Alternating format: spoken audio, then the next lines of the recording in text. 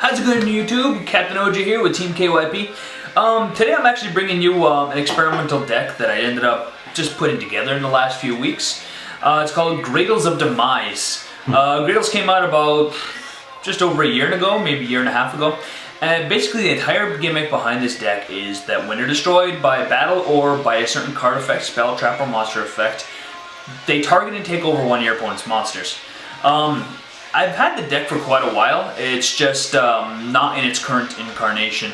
When I originally had it, I tried using some of its original support, like Gradle Dragon, Gradle Impact, all the other Gradle traps and whatever. Which, don't get me wrong, I found it was good, but it was never amazing.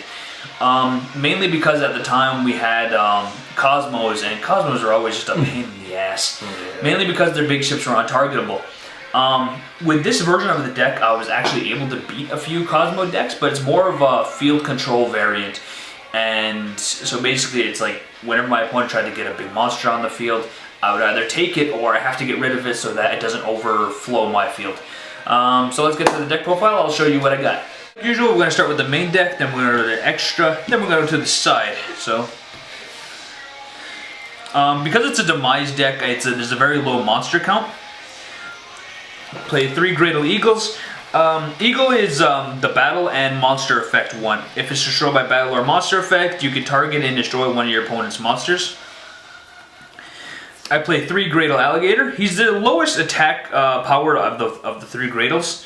But I like him because when he's destroyed by spell effect or by battle, he could target and take over one of your opponent's monsters. I only played 2 Gradle Gradle Cobra. Cobra, when it's destroyed by trap effect or by battle, it does the same thing. But there's no way for me to really destroy it on my own to take over something. Which is why I still play the 3 Gradle Alligator and the Eagle. At least with that, with the Eagle I can smash into something and take less life points. Alligator, I have a spell in here that allows me to destroy my own monster and do whatever. But I'll get to that in a bit. And the last monster I play is Maxi. Maxi, if you're going second or whatever, it's really helpful for getting draw power and gaining hand advantage. Next I play the card Demise Engine. Really good in this deck. I find that I'm normally only normal summoning once, and by the time I activate this, if I have bad luck and I get into another monster, it's not that bad. I have ways of recycling, so it's not so bad. But for the most part, it helps you get your battle traps for field control. It helps you get other floodgates that doesn't hurt your deck. So it's like I said, I really find it really helped out the deck. Its cousin, Pot of Duality. Pot of Duality, you look at the top 3 cards, you take one. It's a good way of deck thinning and finding exactly what you need. This is another reason why I decided to put the card of Demise in here, is Gradle Impact. Gradle Impact, it's hard to go neg with this card. During your end phase, you can search for a Gradle monster, but that has another effect. What it does is you can destroy one of your own Gradle cards on the field, whether it's equipped to a monster or whether it's a monster itself. You can target and destroy a card on the field. So it's more or less a Raigeki break, but you gotta destroy one of your own monsters. If you're destroying Gradle Alligator, you're taking over one of your opponent's monsters at the same time. So yeah. And the synergy this has with Card of Demise is once Card of Demise, you discard your whole hand. You can activate the other effect where you can search for a Gradle monster, and you have you at least gain some advantage that way. Like I said before, it's a very control-based deck, so I run a lot of board wipes, 2 Dark Holes, and then 1 Raigeki. Actually, this is another reason why I really like this deck. Supply Squad, especially with how the deck runs, you're destroying your own monsters a lot of the times to either destroy another card, you're battling into something. But regardless, with Supply Squad, it helps you just keep drawing. It gives you an extra draw like once per turn, which is really good with this deck. You don't maintain too much hand advantage, but Mystic Space Typhoon is the card I went with. If I remember correctly, I have a 3rd in the side. But like I said, it's a going first deck. So under most circumstances, you might want to set this or something or other. So, yeah. Now for the what? I was gonna say Mystic Space Tycoon or Mystic Space Tycoon. Whatever. Anyways, the next I play is 3 OG Mirror Forces. One thing I was thinking of was possibly putting, I think it was the Claw Hermos in here, or the Fangs of Cretius.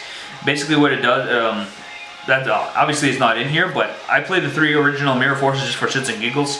I could switch it out for like other Mirror Forces, like Quaking or whatever, but I normally want to keep the board empty, and I need, so yeah. 1 Storming, I was thinking of putting this up to 2 just to help me with the battle of, the battle phase, and for, like I said, controlling the board. Now for other floodgates that I run. 2 Anti-Spell Fragrance. Like I said before, this is a going first deck. I want to draw my combo pieces or all my my floodgates and whatever, activate them so that my opponent can't go off too much harder. So normally if I activate this on my opponent's turn, it really either shuts them down or they have to use an answer for it right away. Twin Twist. Pretty much.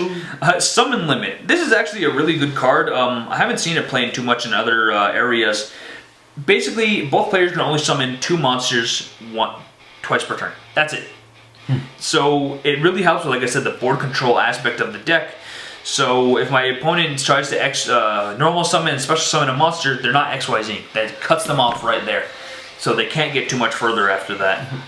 The only thing that doesn't really hamper too much is like pendulum decks. It does hurt them if they try to go into the extra deck, but other than that, it for the most part they can still pendulum 5 monsters out, and yeah. For recycling, Jar of Everest. I find because you have so much draw power in this deck, and so you're using a lot of your resources right away. I find I really needed to use Jar of Everest to at least recycle some of my monsters, or especially my monsters. I'm only running, I think it's 8 or 9. So recycling your monsters is always good. Recycling your draw power to get to other cards.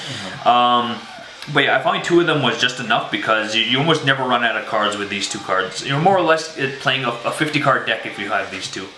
Because it allows you to recycle so many of your cards. And then next I play a miniature Solemn Brigade, 2 Solemn Strikes and 1 Warning. Negate monster effects or a special summon, any kind of summon, it's hard to go wrong with it.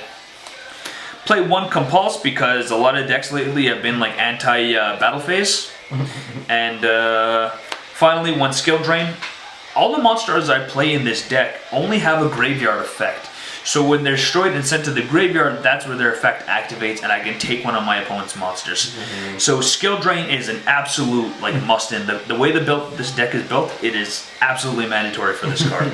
And because of this card, it helped me win games against a lot of decks. So yeah, that's about it for the main deck. So, it's good? Yeah. Alright. Now for the side deck. This on the other side, the extra. The extra for the most part is unused. So if you don't agree with any one of my card choices, feel free to change it up. One of Zenmane's, number 17, Ghost Trick Alucard, Black Ray Lancer, number 30 Acid Golem.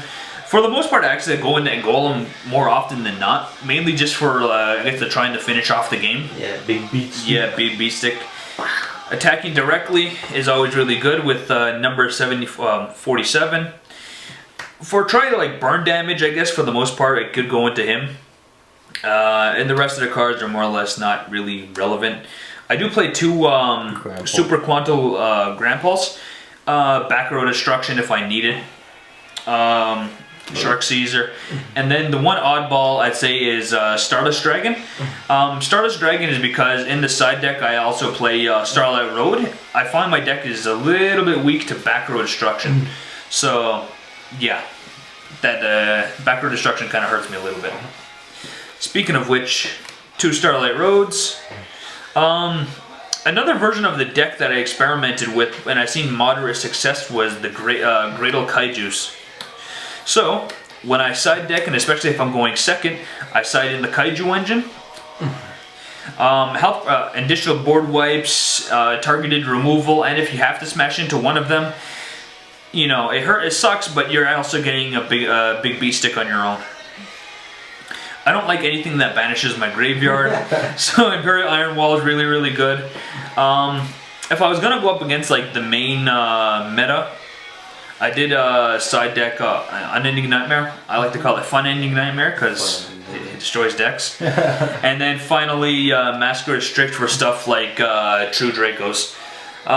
So that's about it. This is my attempt at really trying to create like a scummy deck where I floodgate my opponent so hard that they have a hard time gaining board advantage or draw power or anything really. So let me know what you think. Like, comment, subscribe, all that good stuff. And if you have any other suggestions, let me know. Don't hesitate to comment and let me know what you think.